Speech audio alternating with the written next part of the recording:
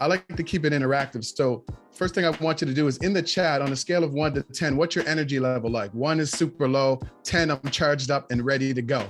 And yes, that rhymes on purpose. Let's go. Let me see the chat light up here.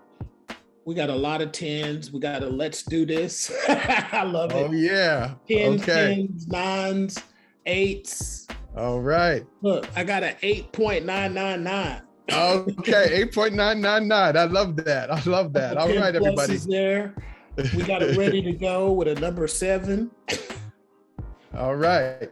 This is good. This is good. So what we're going to cover today is the first thing that we have to look at is where do our beliefs come from? So we're going to take a look at where our beliefs come from. Then we're going to talk a little bit about fixed versus growth mindset. This is really interesting stuff. Then we're going to move into the difference between an employee versus entrepreneur and how a lot of us have to make that shift in our mindset in the way that we act. Then we're going to look at the 4 phases of a business and 4 phases of business ownership. And then we'll end that with like how to develop a winning mindset. The common theme amongst all of these things that I want you to understand is I focus a lot on mindset and helping people to find that inner champion, right? Find that inner champion and live it out loud, whether it's in your personal life or in your business. We all have a champion inside of us, and we have to start operating as if we are winners, as if we're champions. So that's the common thread amongst everything that I do. Your what and your why have to be bigger than your how. And I often say this, your why has to be bigger than your whining. Your why has to be bigger than your whining.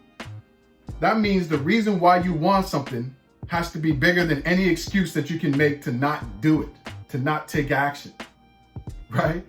And it sounds funny, but it's true. So when you know clearly what you want and you know why it's a must, not why you should do it, not why you should show up to class, not why you should do your assignments, but why you must. See, we have to learn to change shoulds to musts, right? A lot of us say, I should go to the gym. No, you must go to the gym. I should study. No, you must study. These are the things that we have to learn to change. And when you learn to change these things, your life is going to change. So when you're clear about your what you want and why it's important, you will figure out how to make it happen. So one of my favorite quotes is this: progress equals belief. The more progress you make, the more you believe your goals and dreams are possible.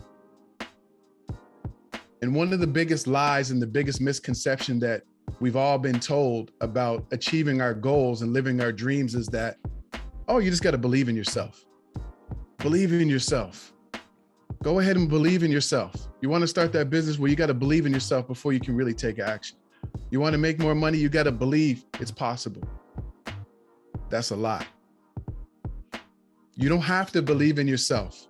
If progress equals belief, you have to take action. And with the action, you'll start to make progress, and then you believe it. So as entrepreneurs and business owners, this is something that we really have to understand, because that big lie about believing in yourself, there's a point where you're going to have to believe in yourself. But to get started, you don't have to believe in yourself.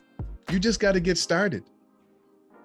You know, I remember when I was overweight, a little chubby, about 45, 50 pounds. And I realized, you know, I'd been an athlete my entire life.